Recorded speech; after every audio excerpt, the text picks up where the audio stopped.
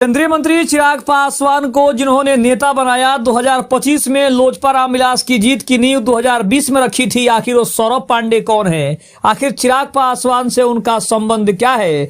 2025 में उन्होंने चिराग पासवान की कितनी मदद की और 19 सीटें जिताने में उनकी महत्वपूर्ण कितनी भूमिका रही? आइए आज हम इस खबर को विस्तार से जानते हैं। उसके पहले चैनल पर नए हैं तो चैनल को जरूर सब्सक्राइब कर लें। बिहार विधानसभा चुनाव 2025 में राष्ट्रीय जनतांत्रिक गठबंधन एनडीए ने 2 सीटों पर जीत दर्ज करके प्रचंड बहुमत हासिल किया था। इसमें भाजपा को 89 सीटें तो जदयू को 85 सीटें मिली थी।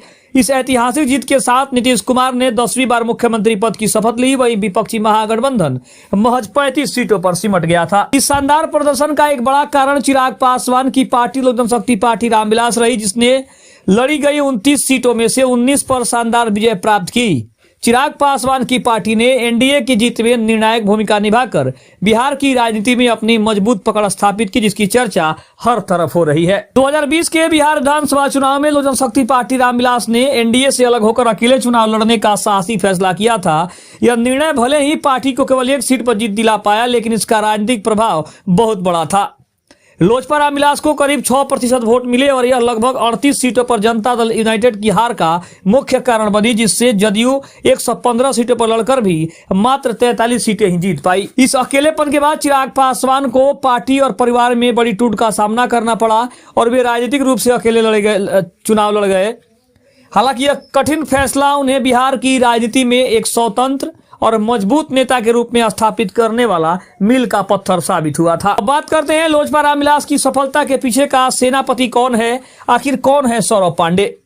सौरभ पांडे चिराग पासवान के करीबी सलाहकार, निजी सहायक और रणनीतिकार, जो राजनीति के रणनीतिकार हैं, जो 2010 से उनके साथ जुड़े हुए हैं।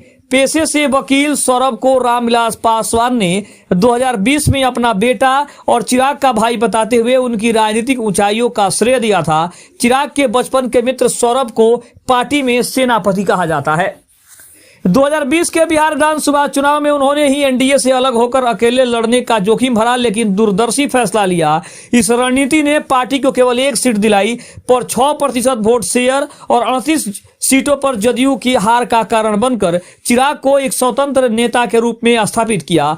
सौरभ द्वारा तैयार Bihar first, Bihari first vision document और नारों ने चिराग पासवान को एक बड़ी मजबूती दी। 2020 के विधानसभा चुनाव में चिराग पासवान के अकेले चुनाव लड़ने के फैसले पर उनके चाचा पशुपति पारस ने रणनीतिकार सौरभ पांडे पर ही पार्टी को अलग थलग करने का एक बड़ा आरोप लगाया था।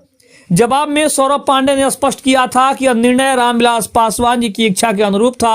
उन्होंने कहा था कि रामविलास पासवान जी चाहते थे कि चिराग को नेता बनाया जाए और चिराग को एक सशक्त नेता के रूप में स्थापित करने के लिए 2020 का यह फैसला लेना बहुत जरूरी था। राजनीतिक विश्लेषक 2020 में सौरभ पांडे द्वारा निभाई गई भूमिका की तुलना 2025 में प्रशांत किशोर के जन सुराज अभियान से करते हैं।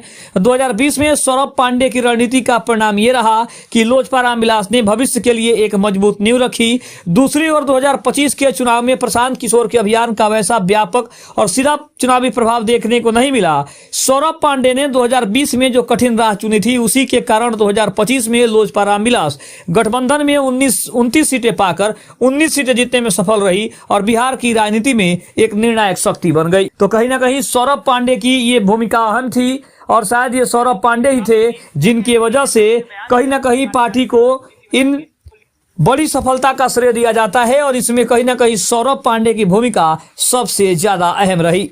खबर कैसी लगी कमेंट में जरूर बताइएगा। तब तक के लिए धन्यवाद। जय हिंद, जय भारत।